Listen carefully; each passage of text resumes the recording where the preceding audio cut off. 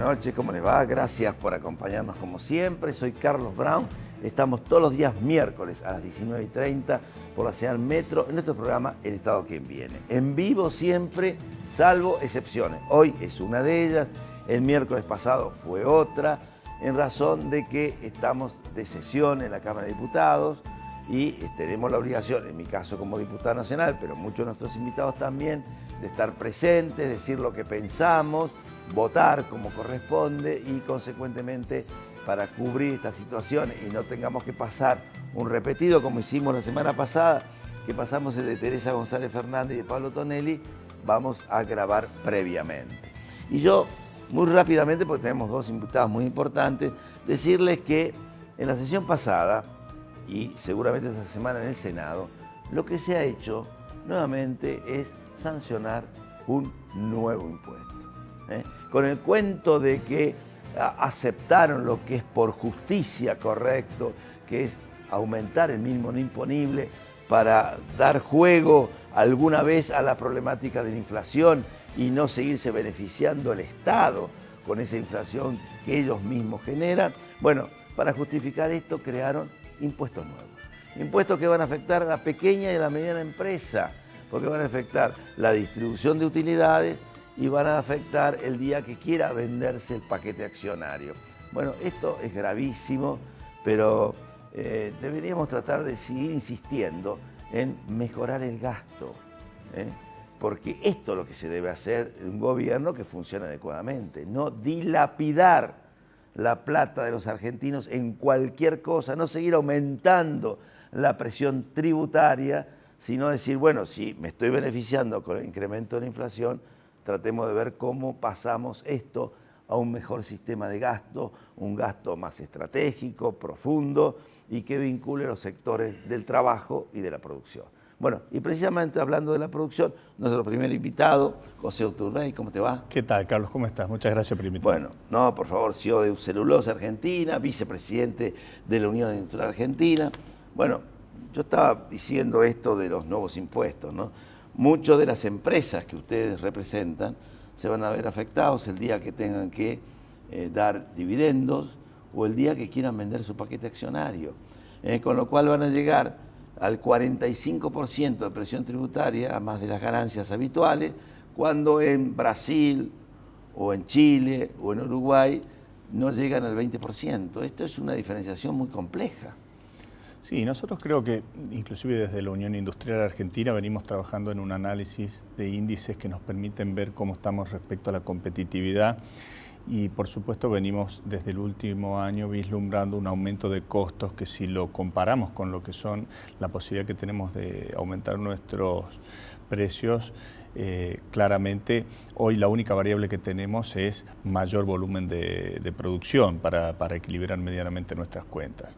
Por supuesto, dentro de nuestra matriz está muy diversificada, no es la misma realidad la que está viviendo hoy el sector automotriz de lo que está viviendo, por ejemplo, las economías regionales. Empieza a tener problemas el sector automotriz a partir de Brasil, ¿no? Claro, hay que hacer un seguimiento de lo que va a pasar con la economía brasilera. Brasil está teniendo una fuerte fuga de divisas, pero por otro lado también el PBI brasilero está creciendo, con lo cual ahí todavía es algo que seguramente vamos a tener que seguir. Y aparecen los disvalores con respecto al tema de devaluaciones, ¿no? Brasil sin dudar con fuertes devaluaciones cuando tiene que hacerla, y la Argentina con esta cantidad de distintos tipos de dólares que uno no termina de entender, ¿no? Sí, yo creo que, digamos, para analizar la competitividad va más allá del tipo de cambio. Por supuesto, hay cuestiones que también nos llevan al mediano y largo plazo que tienen que ver con desafíos infraestructurales que todavía seguimos teniendo en la Argentina, y esto hace a la conectividad territorial y en lo que podrían ser las políticas ferroviarias, que por supuesto proactivamente desde la Unión Industrial Argentina venimos trabajando y también con el Poder ¿Estás refiriendo en este sentido al costo de los fletes, por ejemplo? Por ejemplo, hoy que equipare pero esto es algo que es una política rezagada en la Argentina de hace ya casi 20, 30 años. Es decir, Sí, que le permita al productor... Que hace una diferencia muy grande según donde estés ubicado. Que le permita al productor de Salta poder llegar al puerto de Rosario con un nivel de competitividad que no sea tan diferente del que está produciendo en Rosario para poder exportar estos productos con medianamente... Yo siempre comparo el productor de mi pueblo de San Martín, en medio del corazón del Gran Buenos Aires, la capital federal, con un productor de Salta o de cualquier provincia lejana, ¿no? Las diferencias son increíbles. Y fíjate que este es el país federal que nos debemos todavía en Argentina. Hoy el 76% de la capacidad industrial instalada en la Argentina está sito en los grandes centros urbanos, colindante a los grandes centros urbanos. Para dar una noción, Salta hoy representa solo el 2,5% de la capacidad industrial. Por supuesto, si nosotros esto lo llevamos a cuestiones de infraestructura, a cuestiones también en lo que hace a la matriz energética, ahí creo que vamos a seguir encontrando los desafíos que permanentemente nos presenta la Argentina en materia industrial. Bueno, pero para eso, José, yo creo que hay que tener una verdadera política estratégica que lamentablemente no tenemos. Y me permito hacer referencia a algunas de las manifestaciones del presidente de la Unión Industrial, Héctor Méndez, refiriéndose a la necesidad de tener un ministro de Economía con fortaleza. Yo creo que al decir eso lo que quiso decir con planteos profundos vinculados con las cosas que se necesitan a través del tiempo y sostenidas. Sí, yo creo que acá hay un desafío que es público y privado, que es lograr una articulación dinámica para poder seguir afianzando políticas de mediano y largo plazo en materia industrial. Para ser francos, en estos últimos años en materia industrial se ha crecido y mucho, es decir, hoy estamos casi en una ocupación de un 76% de la capacidad industrial. Por supuesto, esto nos lleva a entrar en desafíos. Si hablamos en materia energética, tenemos dos mundos, es decir, el mundo de los 90, donde por supuesto éramos superavitarios en materia energética, pero nuestra capacidad industrial instalada distaba de una plena ocupación.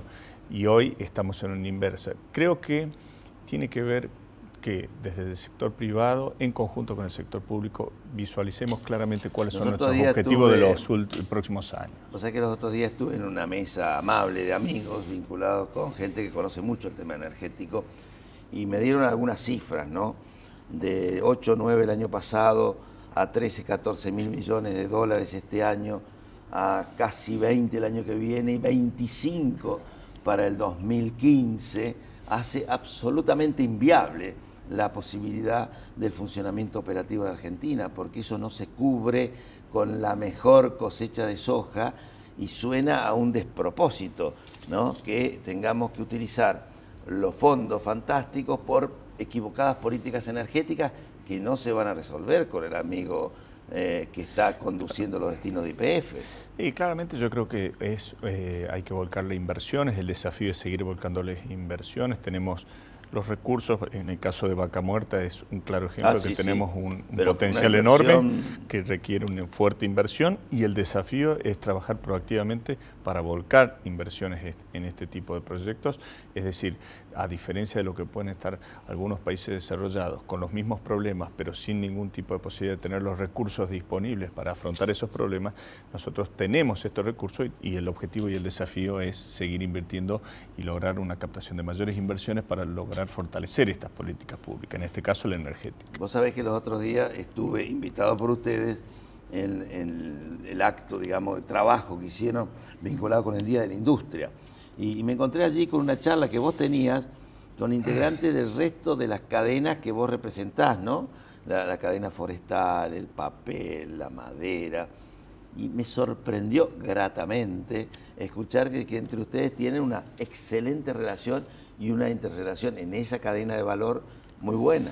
Sí, fíjate que es una de las cadenas agroindustriales más importantes, que es la forestoindustria, que te permite ir no solamente desde el bosque a lo que son los productos de madera sólidos, sino también terminar en lo que es celulosa y papel.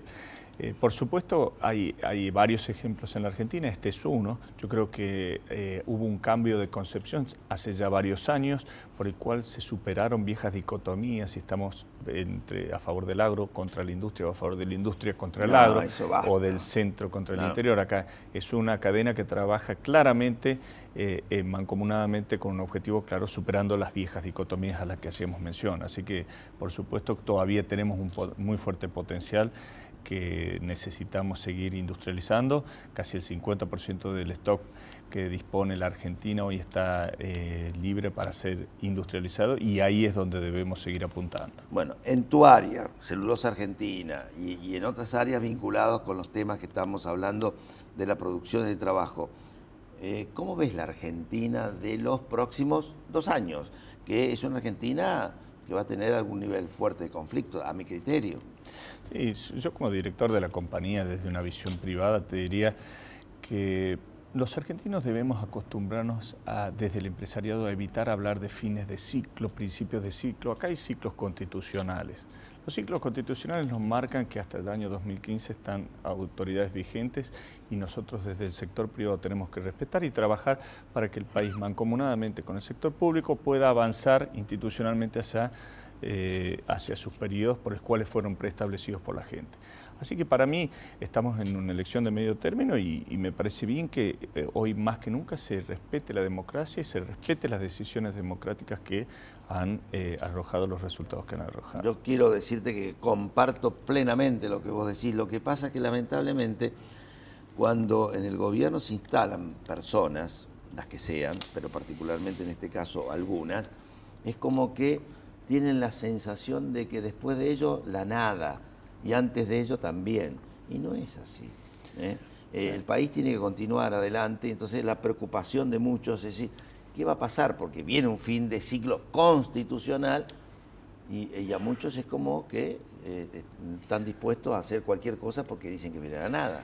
Que fíjate que el nivel de institucionalidad en la Argentina, nosotros tenemos 30 años de democracia ininterrumpida. Yo ya soy formado en democracia prácticamente toda mi vida, tengo 38 años y creo que es un desafío que tenemos no solo a nivel político, sino a nivel instituciones empresariales, a nivel empresas mismas, que es a convivir con las reglas democráticas, es a convivir con los tiempos democráticos y es a convivir con los desafíos para que la democracia también sea una cultura y una forma de vida independientemente del acto eleccionario de tal o cual autoridad que se haya electo.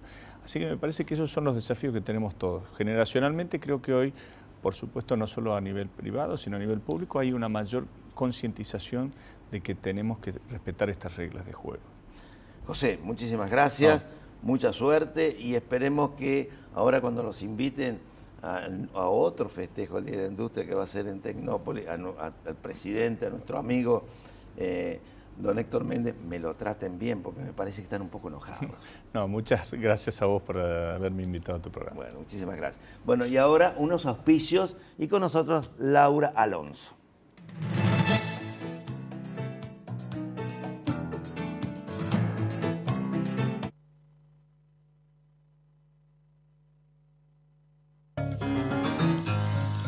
La fuerza del campo está en el trabajo de su gente y la fuerza del trabajador está en la UATRE. Movimiento Productivo Argentino. Producir más, distribuir mejor. IPCBA, Instituto de Promoción de la Carne Vacuna Argentina. El trabajo diario de miles de argentinos, sumado a la inversión constante en tecnologías de punta, hacen de la producción y exportación de cereales y productos oleaginosos la mayor fuente genuina de divisas, contribuyendo significativamente al crecimiento de nuestro país. Cámbiate Ospose Integral. Gana tu salud, ganas vos. Ospose Integral. Compromiso médico. Había una vez un municipio que soñó con mejorar la calidad de vida de su gente y construyó casas de primera calidad que conforman 18 complejos habitacionales. Puso en funcionamiento un magnífico polideportivo y diseñó, desarrolló y edificó el nuevo Palacio Municipal y el Consejo Deliberante. Un municipio que soñó. Y juntos lo hicimos realidad. Más Malvinas, más Argentina. Malvinas Argentinas, el municipio. Gobierno de Jesús Cariglino. La educación es el eje principal de las acciones de responsabilidad social corporativa de Santander Río. A través de su programa Universidades, el banco apoya a la educación superior pública y privada. ¿Hola? ¿Cómo te va? Mira, estoy acá viendo el resumen y veo un gasto en un restaurante como para 2 personas. ¿Y qué pasa? ¿Te estás viendo con alguien? ¿Vos me estás persiguiendo? ¿A mí me estás controlando? Yo fui con mi mamá, Marcos. Chau. No, cortes, por favor. Desde que estoy solo siento que me falta el aire. Basta, Marcos, no. ¿Puedo pasar por casa a buscar el turbo? El mío, el chiquito, el gris, por favor. Vos no lo usás, Claudia. Está la perra muy acalorada, escúchala. Ok, no, ese fui yo. Agricultura consciente, una propuesta de Nidera pensando en tu futuro. Nidera. Auspicia este programa. LAN. El encanto de volar.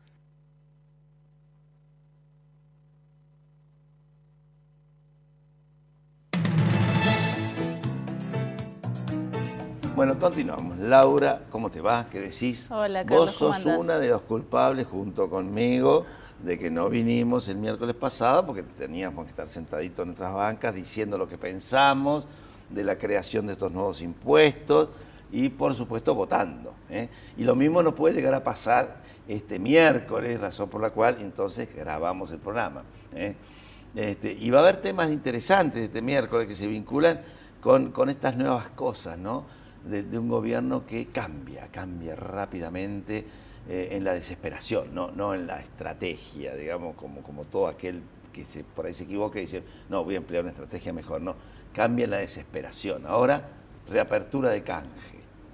Bueno, ahora se ve obligado en realidad a discutir la reapertura del canje después de lo que ha sucedido en los tribunales en Estados Unidos. Pero respecto de los otros temas que vos planteas, como el impuesto a las ganancias o la cuestión de la inseguridad y esta discusión que plantea el candidato Insaurralde respecto de la imputabilidad o el régimen penal juvenil, que en realidad es como debería plantearse seriamente, son simple y sencillamente parches electorales que no logran resolver los problemas de fondo.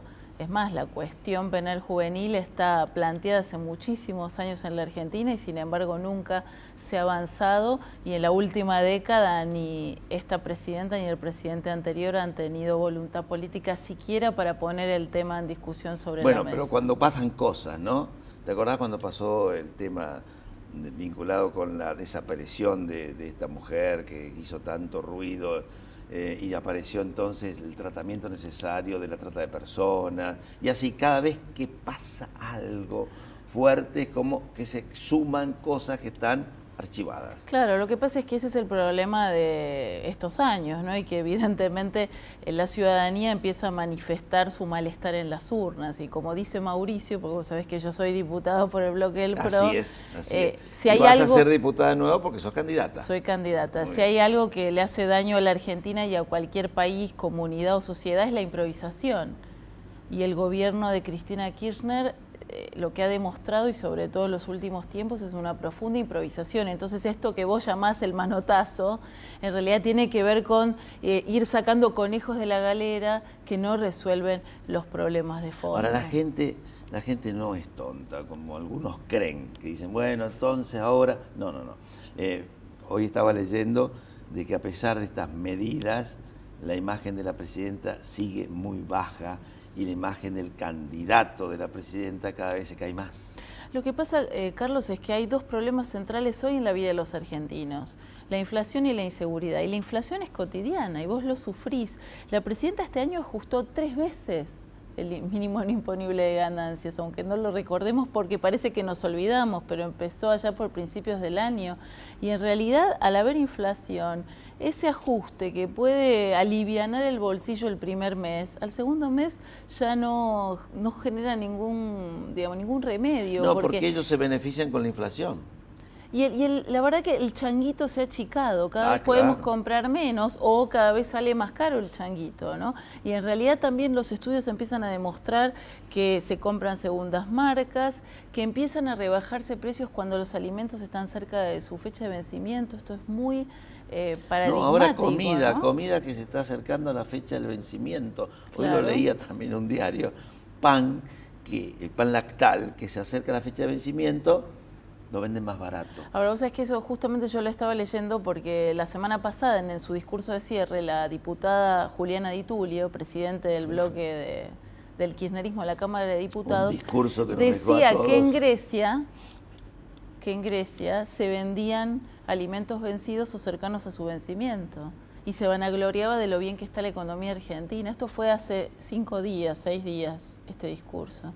y nos enteramos unos días después que ya empiezan a aparecer ofertas en las góndolas, en los almacenes, porque hay productos que están a punto de muy vencer. cercano. Y esto quiere decir que no han tenido, digamos, el stock no se ha vendido como se esperaba que se venda, ¿no? Evidentemente, y el argentino en esto que tiene una memoria lamentablemente trágica en materia inflacionaria, sabe que cuando su sueldo ya no alcanza, empieza a hacer esos ajustes que ya se notan y se notan en la vía pública, en el comercio, y efectivamente cuando uno lo consulta y pregunta, no solo a la señora que va a hacer las compras, sino también al dueño del almacén o el supermercado, la fiambrería, te das cuenta que hay un ajuste en el consumo importante. Laura, vos y yo y otros tantos más formamos parte de la Comisión de Juicio Político. Sí. Una comisión fantástica porque se creó, está creada, no es una de las comisiones permanentes, pero se constituyó hace 1 año y medio atrás. Yo estuve ahí sentado, vos también te vi, nombraron sus autoridades, nunca más tuvo una sola reunión. Tengo entendido que has planteado un juicio político a uno de los ministros. Sí, a 2 ministros hemos planteado. Uno al ministro de Justicia, Julio Alac, por el asado que se hizo en la ex-ESMA fin de año. Ahora hemos ampliado porque han aparecido nuevas celebraciones y festejos dentro de un predio que todos sabemos que lo que representa, y representa el dolor y una etapa oscura de la Argentina, como es la ex-ESMA, y la verdad es que me produce moralmente bastante repudio pensar que se pueda celebrar, hacer asados, tener murgas dentro de un lugar donde se ha torturado y asesinado argentinos y argentinas en las épocas oscuras de la dictadura.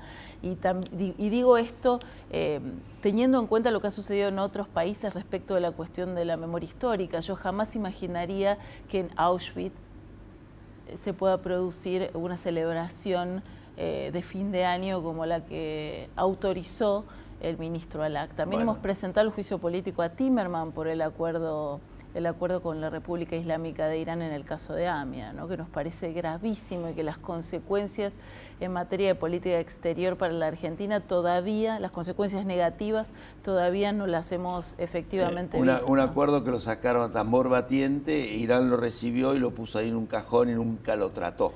Porque como dice un padre, el padre de una de las víctimas de la AMIA, lo decía recientemente en un artículo que firmó en un matutino, lo que Irán buscaba era que se levantaran las alertas rojas, las capturas internacionales sobre sus funcionarios implicados en la planificación y el financiamiento del atentado. Pero ni en Auschwitz, ni seguramente en muchos países que han sufrido cuestiones, va a haber funcionarios que digan, por ejemplo, como Cabandier, que está muy contento que esto se haya hecho así, que haya habido festejos, o funcionarios de la Secretaría de Derechos Humanos que dicen, acá no mataron a nadie.